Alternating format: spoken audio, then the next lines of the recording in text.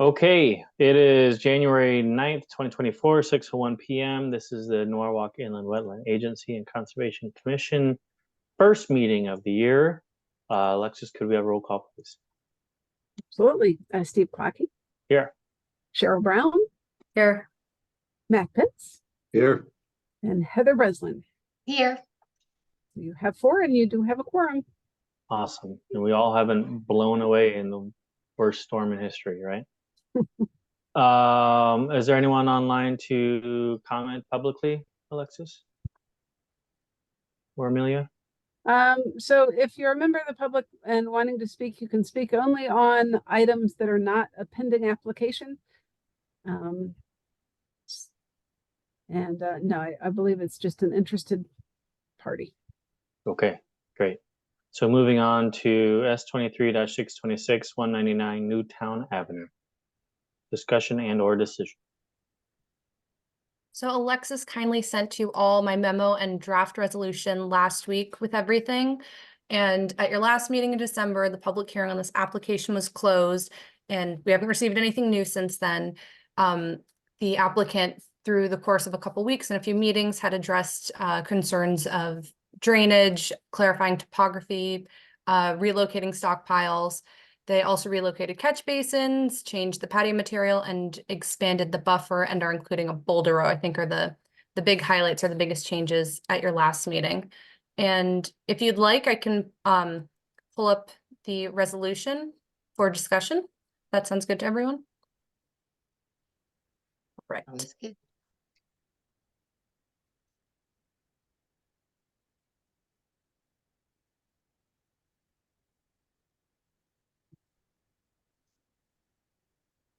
Okay, we have the first few conditions are pretty standard. There's a bond for the plantings and erosion controls. Number 2 is for pre-work photos. More sediment and erosion controls. And then the condition of the buffer and having an as-built that shows the buffer and the boulder demarcation line. The planting mix, I think that was a commission requirement too, was the minimum 36-inch height for the plantings, and that the work be completed in 2 years. If you want me to scroll up or down, please just let me know.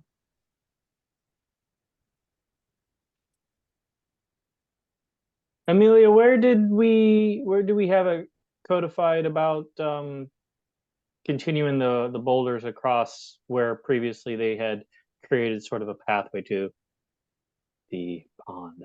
Is that anywhere? I did not remember. I think so. I had the condition is just to have the as-built showing the approved plan, and I don't know that we have received an updated plan showing the boulders across. So if that's what the condition wants, instead of, are you talking about how the boulder row cleared so that you could access the pond?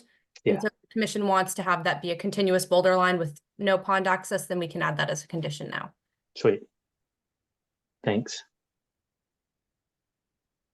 Anybody else see anything or recall anything that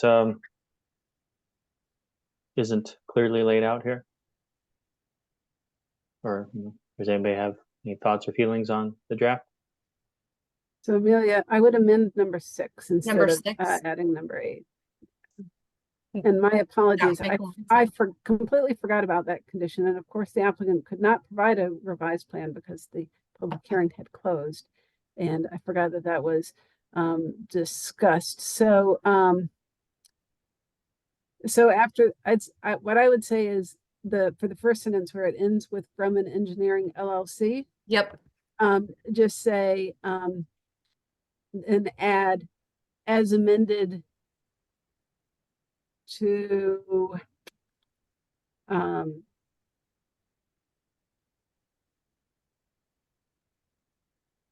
I don't know, how would you say that? I'm blanking. As amended to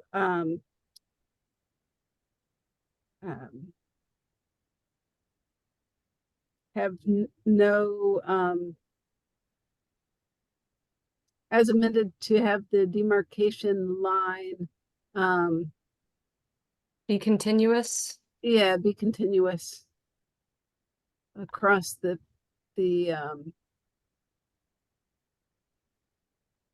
or to be continuous so as to not result in a path to the pond or something to that.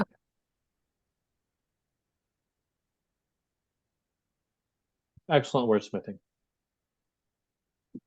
And then I'd make it one sentence, part of the sentence of the is Oh, yep, I see what you mean. Yep, yep, good. yep.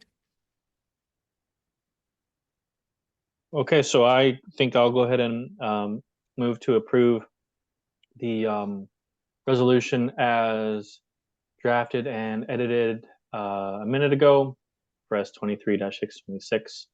I have a second. I'll second it. Oh, sorry. Heather got you on the hand there. Any discussion? All right, all in favor? Aye. Aye. All opposed? I'm going to abstain. Okay. All right, well, we still have a majority, so resolution passes, or whatever, approved. Great. Mr. Martin will send you a copy of the permit as well as the contract purchaser or owner. I can't remember, but we'll send out the permit with all its conditions. All right, great. Thank you very much, commissioners. Thanks, Mr. Martin. Good night. Good night. Okay, moving on to S23-629, 284 New Canaan Avenue. All right, so there was also a staff report that I emailed out for this application. That staff report summarizes the application and includes a draft resolution to approve with conditions. And I can do this. I can share my screen and that draft resolution. The applicant is here if you have any questions for the applicant's representative, I should say. This application remained an intermediate application, so there was no public hearing. And I think a lot of the discussion that you had previously had was about the wetland itself, its functions and values, and concerns that the proposed activity might have a negative impact on the wetland. The applicant provided a invasive plant management plan, and a lot of the special conditions really focus on the initial installation of the proposed parking lot, but then also the implementation of that invasive plant management plan. So the first condition is a posting of a performance bond. A portion of that would cover your basic S&E controls, but then the rest would be linked to successful management of invasive plants. Number 2 is to install those sedimentation or erosion controls. Number 3 just kind of clarifies that the wetland and the wetland buffer need to be maintained in such a manner that they establish a natural vegetated state, but that the non-native species should be managed. Number 4 says that within 3 months of the parking area project starting, that the invasive management must begin with the kind of the basic mechanical management or cutting down of invasive plants, and that the all the other controls described in the plan need to be completed within 12 months of project commencement.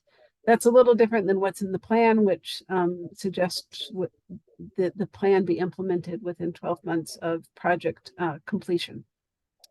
And then just referring to the plan, again, it clarifies that a written report on the effectiveness of the invasive plant control be provided to the office for basically for 2 years in the month of June. And that's that. Now, like I said, stop sharing my screen. Mr. Carey from Land Tech is here. If you have any questions for him. Commissioners? I have a Nada? question. Was there any consideration of doing a planting plan as well as the invasive management plan? Or is that somewhere in the plans and I wasn't seeing it because it looked like there were plant symbols on the plan? So there is some generic plants that we're gonna plant. It wasn't specifically called out. But I think there's enough beneficial plants there that if we're able to remove the invasives and kind of just let the native environment take over and manage that appropriately, I don't know if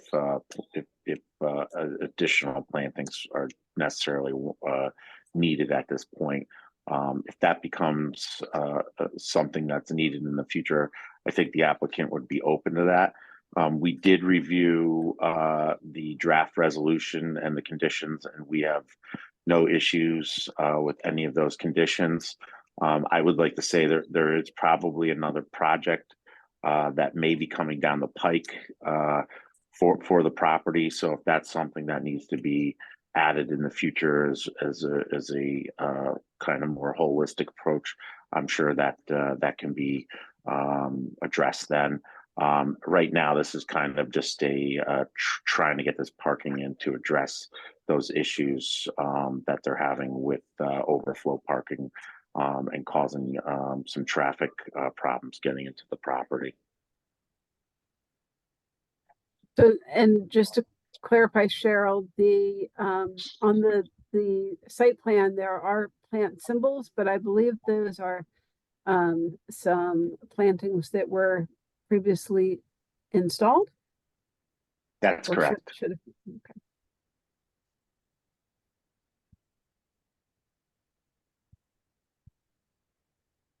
What do you think, Cheryl? Do you want anything in the resolution to that effect, or let it roll?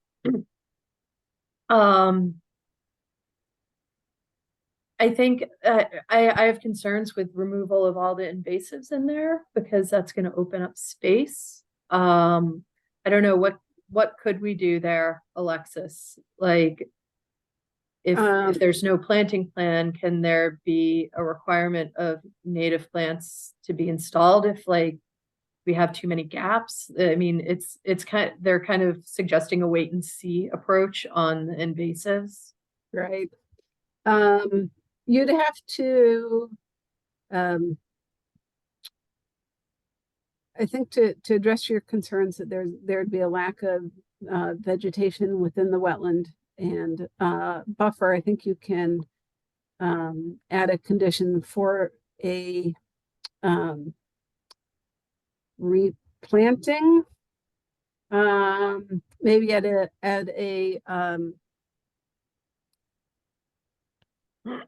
That's how not would a you say problem. this? We can provide a planting plan as part of the condition if that's Okay. something that the Oh, that's commission right. wants. This It's was in the not a public problem. hearing. Yeah. No. That's right. So, okay, that would be the easiest way is to, so generally you don't want to make approvals based on things you don't know, but what the applicant is kind of saying is we'll provide as a condition of approval, we'll provide a replanting plan that they believe meets the commission's goals. And We would work with staff to make sure it's something that's adequate and that would be approved. Okay. Who absorbed that and could regurgitate it in an update to the draft resolution? I can type something up for you real quickly if you want. Or you can just give it a Just say, yeah, what you said and move it that way. Prior to commencement of site work. A wetland and wetland buffer planting plan shall be submitted to the Conservation Office for approval.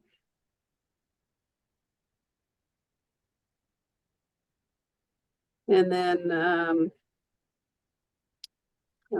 implementation of such planting plan.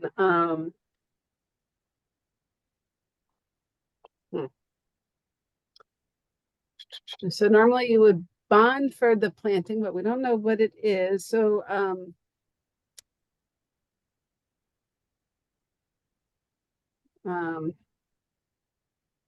I can about- provide a bond estimate based off of when I submit the plan for your review. Based on I usually use one of the local nurseries to give me the costs. And that would be provided as part of the bond estimate that would go into the other bond that's required for the invasive species program. okay.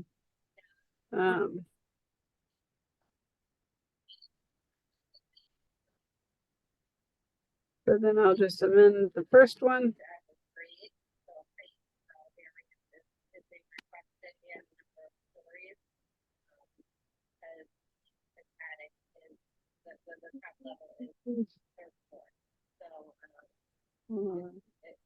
Um,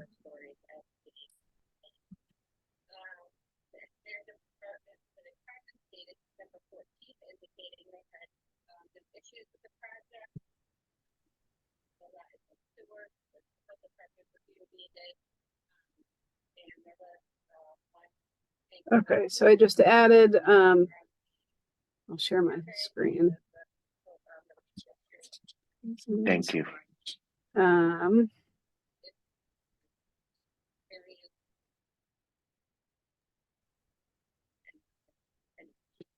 Okay, so the draft resolution now has a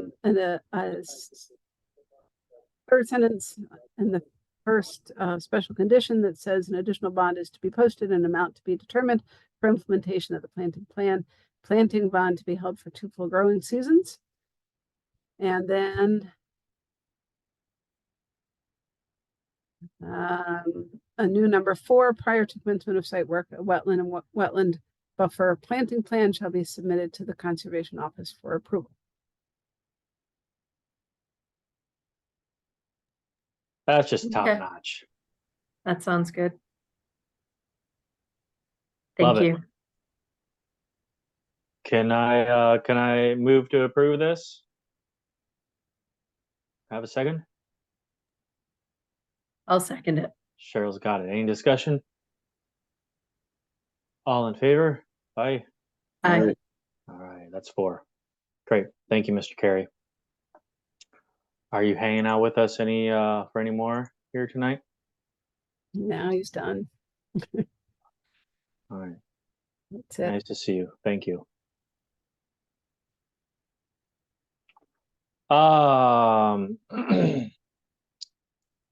Moving on to S23-635 Nathan Hale Drive.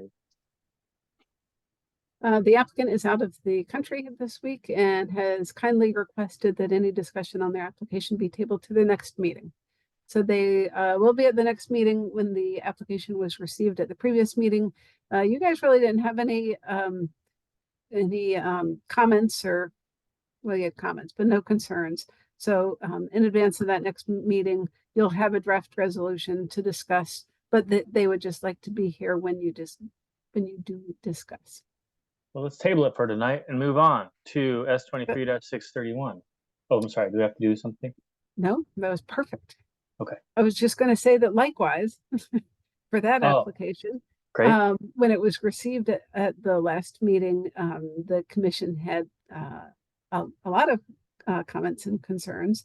And so the applicant is going back to the drawing board and, oh, sorry, cannot talk, and is revising their plans, but they are not ready to submit or talk about them tonight. So they have also asked to table to your next meeting of the 23rd of January. As you indicated in your email. Sorry about that. No worries. Okay, I'm all right with that if everyone else is. Love it. Okay. Moving on then to approval of the December 19th meeting minutes. Anybody want the honors of saying they looked at it and approve it? Think it's okay? I looked at it. I'll make a motion to approve. It looked fine. Sweet. Heather, what's so funny? No, one of us, it's always one of us that has done the homework here. I feel like we've taken Yeah. it, which is kind of, I looked at it too, but briefly, but I'll second. Let's go for it. Sweet. Any discussion? Other than you guys are just great for doing this. I appreciate it every week, every time. All in favor? Aye. Heather, any Oh. verbal? There you go. I'm gonna I don't know where my abstain. Matt's video gonna went. abstain. That was so Yep. weird. No worries. All right. 3 for, none against, 1 abstention. All right. Conservation initiatives, draft amendments for us to consider. Yeah, so I sent out just kind of a very preliminary discussion type nothing formal. You had suggested looking into revising the regulations to have a 100-foot upland review area from wetlands in addition to watercourses, and that would be a change from the current 50-foot upland review area from wetlands. And then I had noted that there were some other additions that I would like to make to the regulations that would put our regulations in alignment with the model regulations that the state puts out that are reactive to various public acts that have been passed throughout the years. So most of those public acts, well, one of them, there has been for quite a while alterations of the length of permits and how long a permit is alive. That's defined by state statute. And so one of the changes would be to make our your regulations in line with the state requirement. There's also a state requirement that added the installation of fire protection withdrawals, not something I see happening in Norwalk because we've got fire hydrants pretty much everywhere. But a clarification, again, that's a state statute change that added language about the kind of the as of right use of water, firefighting with water withdrawal ponds. So that's kind of an initial document. I'd recommend that you look through it and look at the red line portions and make sure that everything that you and staff want in there is addressed in kind of one swoop. And then I also attached the process for amending your regulations. So once you kind of formalize it, there is a process that you need to do, sending a copy to the state, determining a public hearing date, enacting it, and then having a effective date. There are a few other things that I would suggest be added that aren't in there. One is to define what an emergency is. I know one of the things that I have had an issue with, I guess would be a strong word, but what happens when there's a failing septic system and that the repair is within an upland review area? You don't necessarily want to have septic repair if it's failing. wait a month. And so we've done in the past kind of a workaround where there's an kind of an after the fact permit. So I issue a violation that says you need to do this work to fix it because you're polluting the wetland. And then they've come back, they've fixed their septic, and then they've come back for a permit. But there may be kind of a better, more formal way to deal with that situation. But I haven't come up with a solution yet. Do you know what other towns do? Yeah, that's what I started to look at. I know that Wilton, which I'm kind of most familiar with, although it's been decades now, they define an emergency. But then they end up they actually use a very similar process, but their regulations just make it more clear when that process can kick in. So it would give staff and the public a better understanding of when an emergency really is an emergency, and what defines it. It's not just an arbitrary emergency Wegmans or anything like that. Mhm. Okay. And I have a question. I saw the fees were included. Are the fees how are the fees determined, and how long ago were they determined, and are they still reasonable at this point if it is something that we have, Right. oversight of? Excellent question. So they have not been revised for 14 years almost. In 2010, I believe, was the last revision to the fees. When we did that, we did a full, it's like comparing apples and oranges in some ways, because towns have, like as many different towns, there are different ways of calculating the fees. And we were, at that point, we were in the high middle range. So there are a few towns that are always outliers that are very high. That's Fairfield and Greenwich.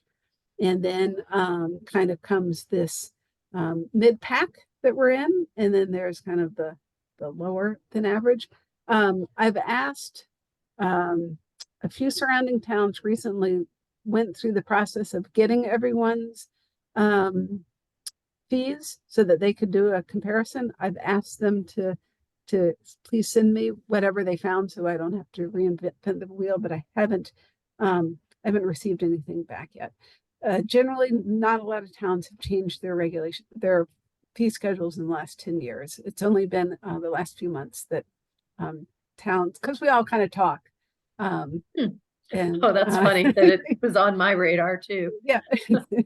So, it was actually because I looked at Greenwich's fees and yes, was very surprised, but I didn't think that there was any reason to raise ours necessarily like that. But yeah, it made me wonder.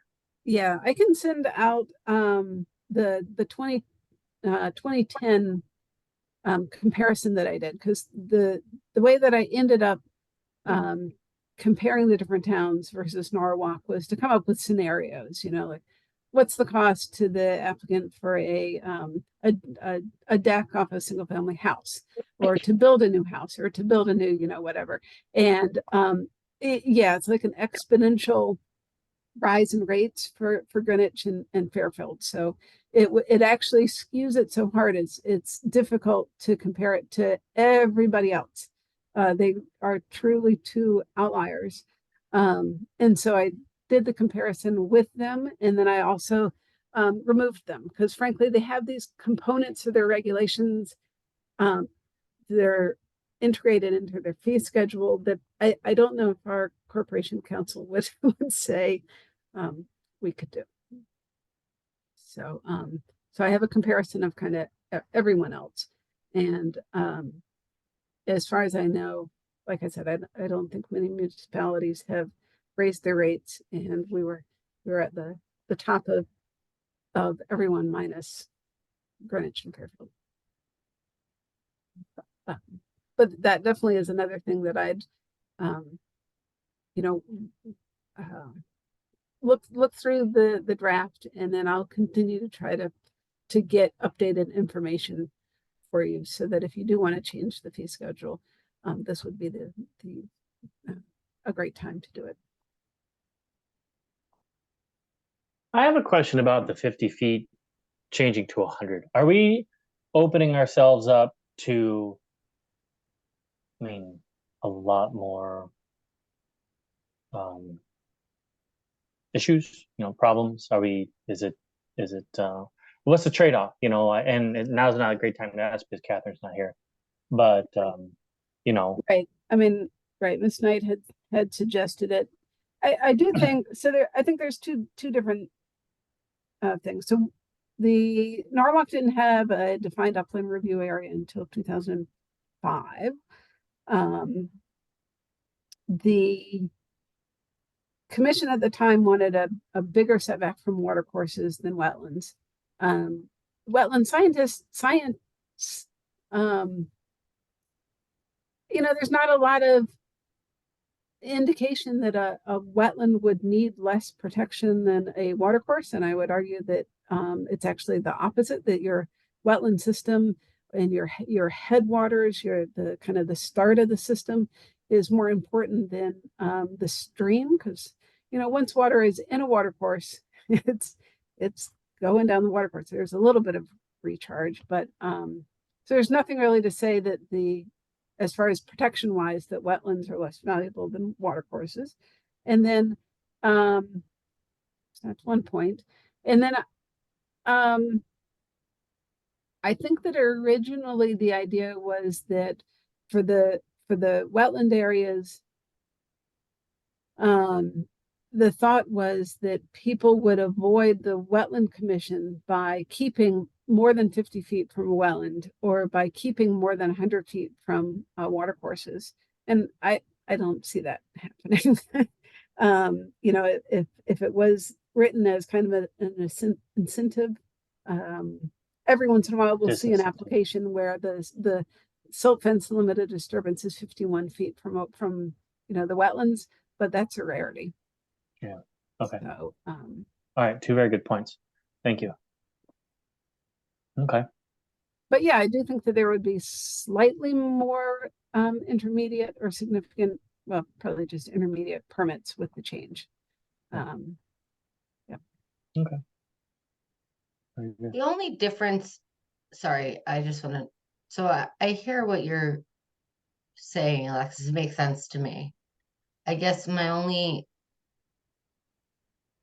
reasoning that it would, in my thinking, would create more activity for us, right, is that I correct me if I'm wrong here, but like wetlands were not as well defined previously, and so if people are renovating or doing whatever activities in there, there seems to be a lot more wetlands in Norwalk than I was told until this point.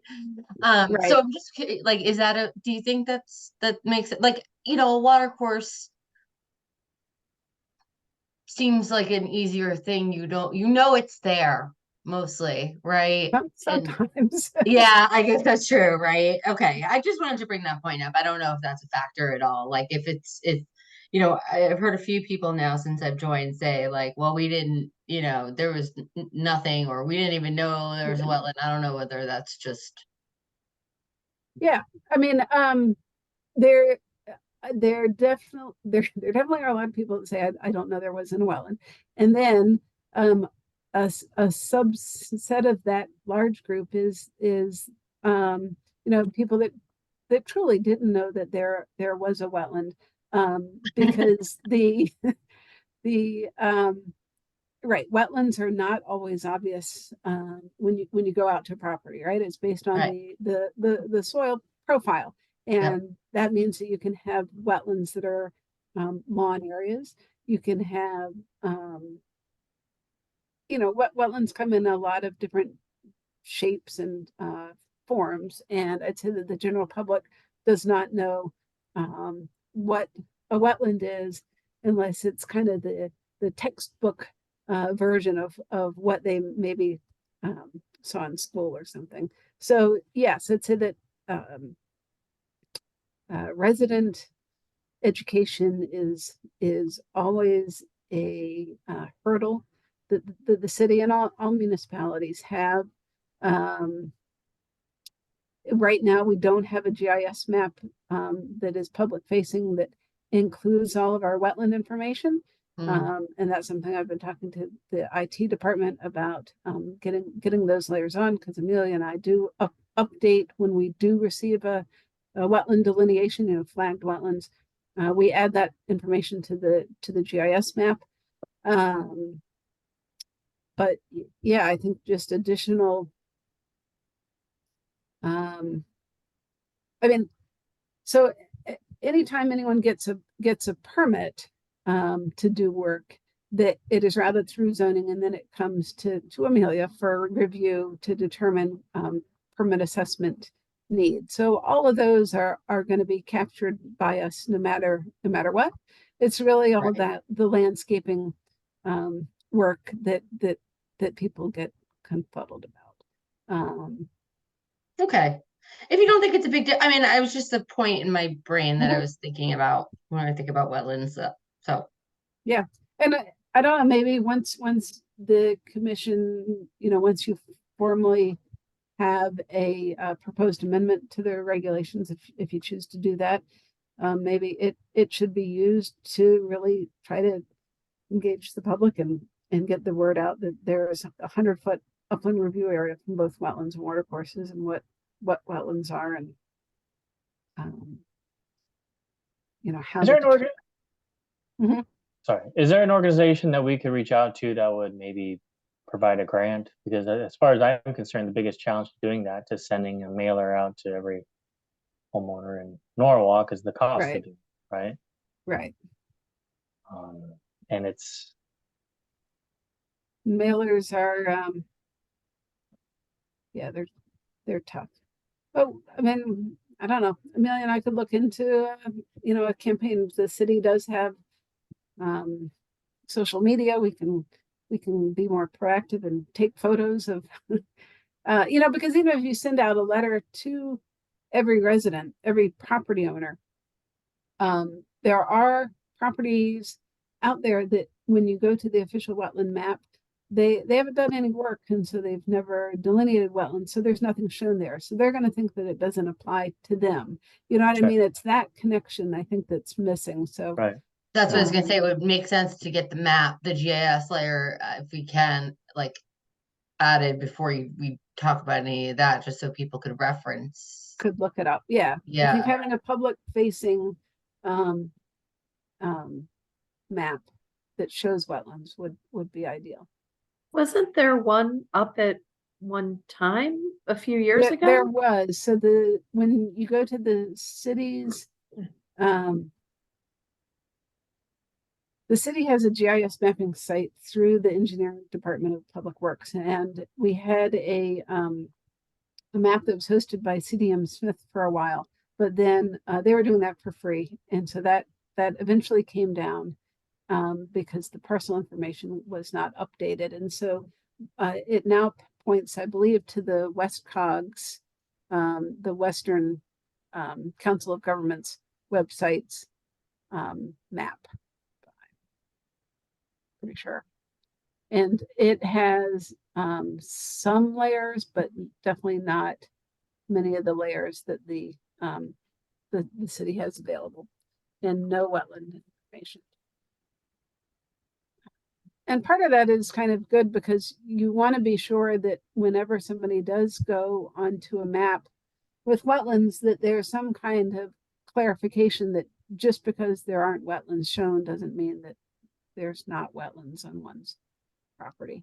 But I will talk to IT and to Amelia about what we can do as far as getting wetland information to the public in advance of any changes to the regs. Maybe it's also just something to put on to the area for applications for planning and zoning or, building, like either way, like I'm assuming it is, I've seen it at different places, but maybe there's like just some language we can throw in that says like, check your property for like, maybe there's something simple that would help too. Right, just kind of as a reminder. Yeah, I mean, I don't know. I come from a very new angle myself, right? I'm a property Right. owner, Norwalk, and if I were to make changes, I for sure, well, right now I might have some wetland activity out there, but typically I don't, and I don't, yeah, I don't know if Yeah. it's confused, like, there's a lot of steps to do stuff, Yep. so. I agree. At a minimum, on the city's website, there's a thing called the permit center, and right now wetland permits aren't discussed there. So Yeah, I we saw, can go through and Not So to make- another question, if we're increasing the upland review area and there are more applications, how will there be enough staffing, or is that something where the staffing might end up having to grow? I don't really think that there's going to be a significant increase in the number of your applications. So you have a three-tiered, you have your small, medium, and large. Your minor, administratively approved permit applicable activities, then your intermediate and your significant, which go before you.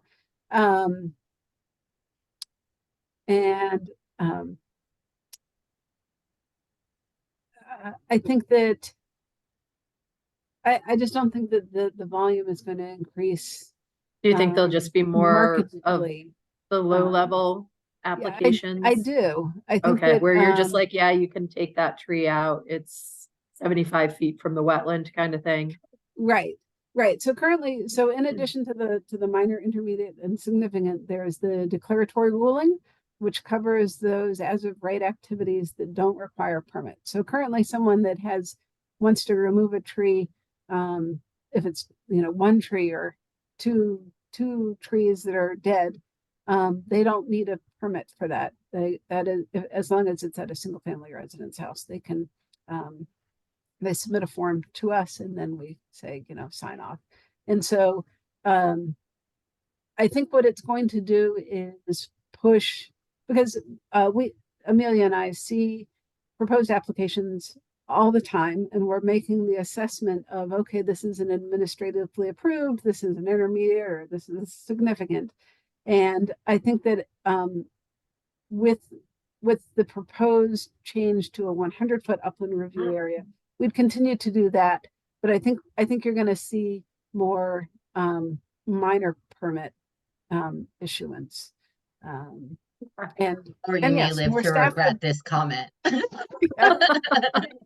More staff would be great, but I don't think it's going to like tip the scales. I don't think it's like a whole new.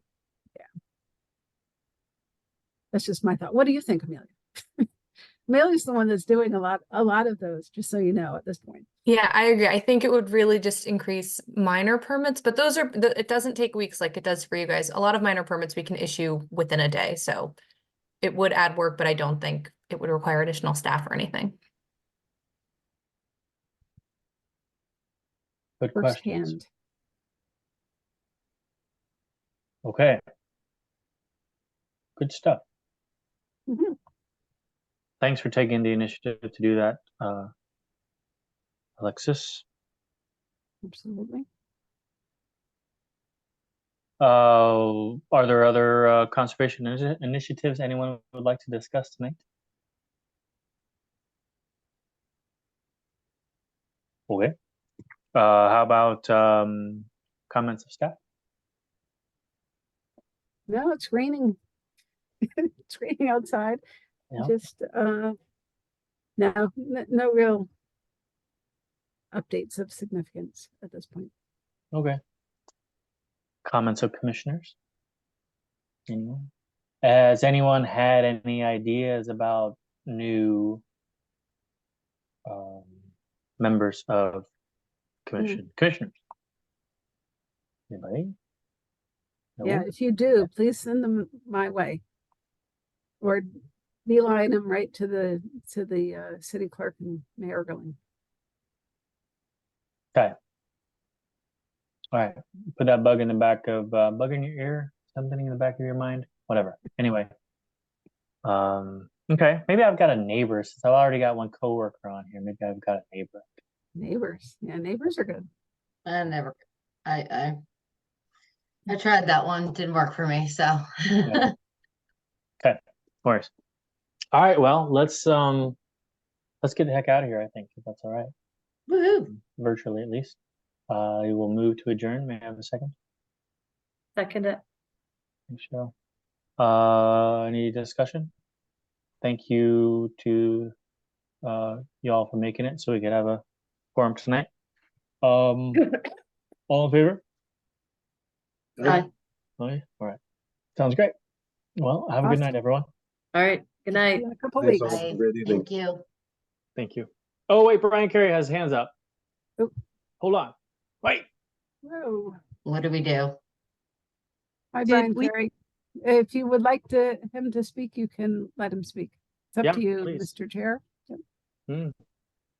All right, I wondered Mr. why Carey. he was still on, or maybe he doesn't know he's still on. Oh, maybe it's Robin Penna. Did we have an agenda for the parking lot today? I Oh, don't know why I'm under Brian. Oh, okay. I joined the meeting late. I don't know if that oh, okay. was I thought you were discussed. Brian again. No, I'm, You're all set. So they did make an approval and we'll be sending something out to you and to Brian later this week. fantastic. Thank you so much. Have a good evening, Alexis. You bet. care. Take care. Bye-bye. Wait for the bell. All Thank you. right, good. Well, now Okay. everyone's happy. All right, good night. Good Good night. night.